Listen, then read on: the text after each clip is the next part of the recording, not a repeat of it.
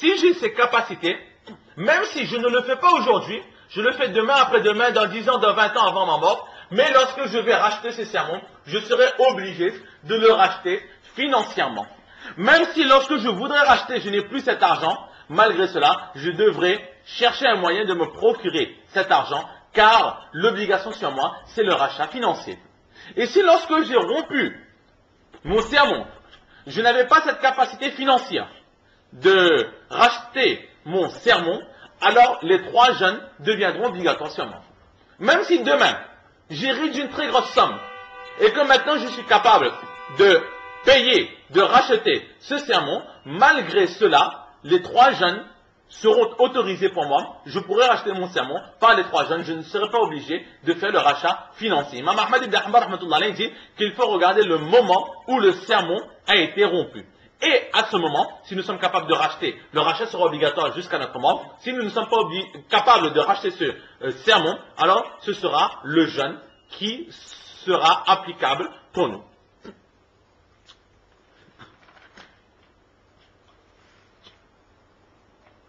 Donc, voilà à peu près en ce qui concerne les règles de jurisprudence.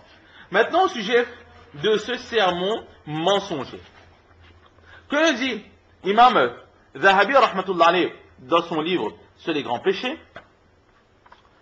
Tout d'abord, il mentionne le verset dans lequel Allah subhanahu wa ta'ala, il maudit, ou plutôt, il met en garde la personne qui fait les sermons mensongers. Il dit que il y a 4 punitions qui ont été réservées pour cette personne qui fait les sermons mensongers.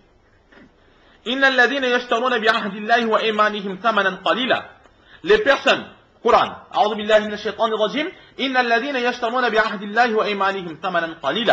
très certainement les personnes qui prennent le nom d'Allah subhanahu wa ta'ala pour pouvoir bénéficier de quelques biens sans valeur éphémères, c'est-à-dire ils font des sermons mensongers. La première punition, il n'y aura pas pour eux de place dans le paradis. Au jour de la résurrection, Allah subhanahu wa ta'ala ne s'adressera pas à cette personne avec douceur. Allah ne le regardera pas non plus avec pitié, mais ce sera la dureté au moment de rendre les comptes. Et Allah ne le pardonnera pas de ses péchés. Au contraire, il aura une punition très très dure. Le saint prophète sallallahu alayhi wa sallam a dit, celui qui fait des sermons mensongers afin de pouvoir se procurer illicitement des biens d'autrui ou des biens d'un frère musulman, il rencontrera Allah subhanahu wa ta'ala et Allah sera très très mécontent de cette personne. Donc, la colère d'Allah subhanahu wa ta'ala qui s'abat sur cette personne. Des compagnons radiallahu ta'ala anhum qui disent, Hazrat Abu Umama radiallahu ta'ala dit que nous étions en compagnie du saint prophète sallallahu alayhi wa sallam, et le prophète d'Allah a dit que celui qui, pour usurper les biens de son prochain musulman, fait des yamin et ramos, fait des sermons mensongers, alors Allah subhanahu wa ta'ala a rendu le feu de l'enfer obligatoire sur cette personne, et Allah a rendu haram le paradis pour cette personne.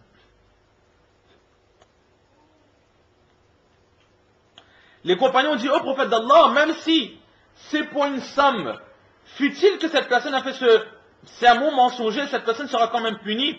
Le prophète d'Allah sallallahu alayhi wa sallam a dit, même s'il a menti, il a fait un sermon mensonger pour un écorce de bois, malgré cela cette personne aura le paradis interdit pour lui et l'enfer obligatoire pour elle. Allah subhanahu wa ta'ala nous en préserve. Le prophète sallallahu alayhi wa sallam a dit qu'il y aura 3 catégories de personnes avec qui Allah subhanahu wa ta'ala au jour de la résurrection ne parlera pas avec amour et ne les pardonnera pas de leurs péchés, mais au contraire leur réservera un châtiment très dur. Les compagnons ont dit au prophète d'Allah qui sont ces 3 personnes. Et en 3 fois le prophète sallallahu alayhi wa sallam a répété en 3 fois cette phrase. Et Hazrat Abu Zar Rifari a dit, ô prophète d'Allah, perdus sont ces personnes Qui sont-ils? Le prophète sallallahu alayhi wa sallam dit, Allah nous en préserve, la personne qui volontairement, ou plutôt l'homme qui volontairement laisse son pantalon traîner au-dessous de ses chevilles. Allah subhanahu wa ta'ala nous préserve tous. Ceux qui ont des maris ou des enfants qui sont dans ce péché, Allah les mettra en garde, qu'Allah subhanahu wa ta'ala ne les pardonnera pas au jour du Qiyamah, et Allah ne s'adressera pas à eux avec pitié, ce qui veut dire qu'ils devront rendre compte de chacune de leurs actions. Il n'y aura pas de pitié pour eux au jour du Qiyamah. La personne qui volontairement laisse son pantalon dépasser ses chevilles. Le mannan, la personne qui après avoir fait un bien ne cesse de répéter aux autres les biens qu'il a fait, de rappeler les biens qu'il a fait. Et enfin, la personne qui utilise, qui dépense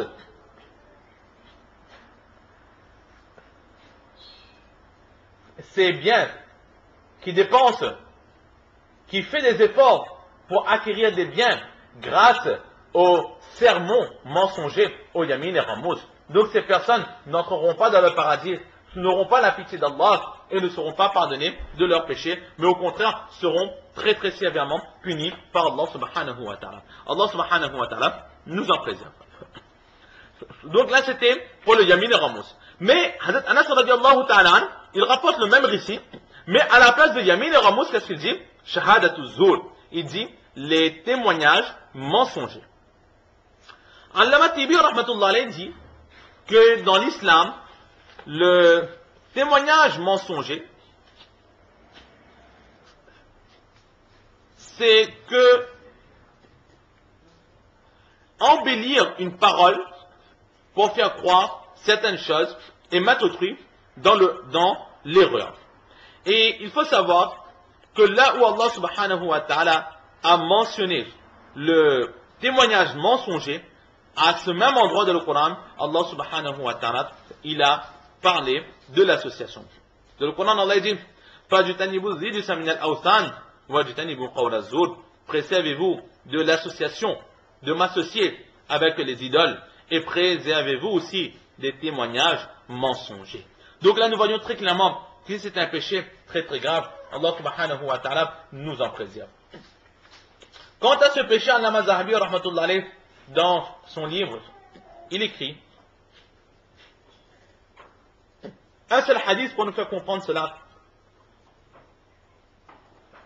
Au jour du Qiyamah, la personne qui témoignait, qui donnait de faux témoignages, ne pourra bouger aucun pied, ne pourra ni avancer ni reculer, tant qu'Allah subhanahu wa ta'ala n'aura pas rendu le feu de l'enfer obligatoire sur cette personne. C'est-à-dire qu'au jour du Qiyamah, cette personne ne pourra même pas profiter de la vue du paradis, ni de l'odeur du paradis. Les seuls pas qu'il pourra faire, les seuls gestes qu'il pourra faire, ce sera les pas qui les mènera jusqu'à l'enfer, jusqu'au feu de l'enfer. Allah subhanahu wa ta'ala nous en préserve. Et pourquoi est-ce que le témoignage mensonger est quelque chose de très grave? C'est que dans ce témoignage mensonger, il y a plusieurs péchés. Tout d'abord, il y a le mensonge et l'invention. Alors que dans le Coran, Allah dit Inna Allah la yahdi man huwa musrifun kazab, qu'Allah subhanahu wa ta'ala ne guide pas celui qui ment, celui qui s'y donne, qui prend du bon temps à mentir. Et dans le hadith, le prophète sallallahu alayhi wa sallam dit que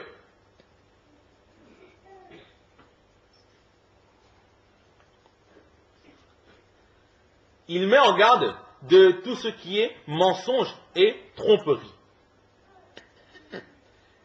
Et ensuite, dans le témoignage mensonger, il y a donc le mensonge qui est banni par l'islam, et il y a aussi l'abus. Car dans le témoignage mensonger, la personne qui donne un faux témoignage, il usurpe les droits d'autrui. Pourquoi est-ce qu'on donnera un faux témoignage? Ou bien c'est pour acquérir les biens d'autrui, ou c'est pour le priver de ses droits. Donc là aussi, on prive quelqu'un de ses biens, on lui prive de ses droits, c'est un abus, c'est un zulam. Inna Allah la yuhibbu zalimin. Allah n'aime pas les oppresseurs. Le troisième péché que l'on retrouve, c'est que il vole les biens ou les droits d'autrui. Alors que le saint prophète sallallahu alayhi wa sallam a dit que celui qui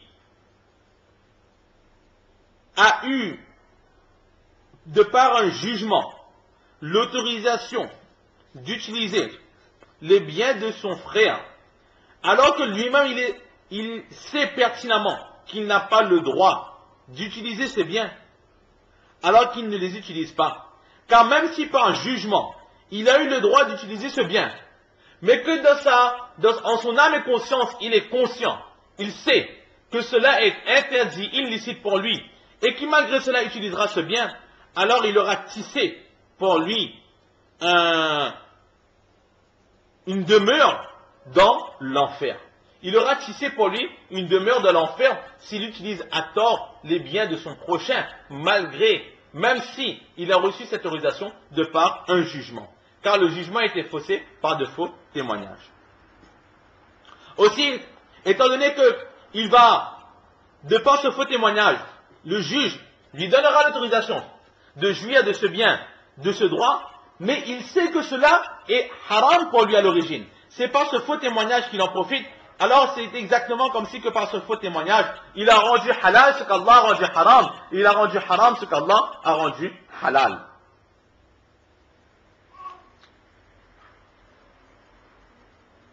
Alors que le saint prophète sallallahu alayhi wa sallam a dit, voulez-vous que je vous enseigne les péchés les plus graves?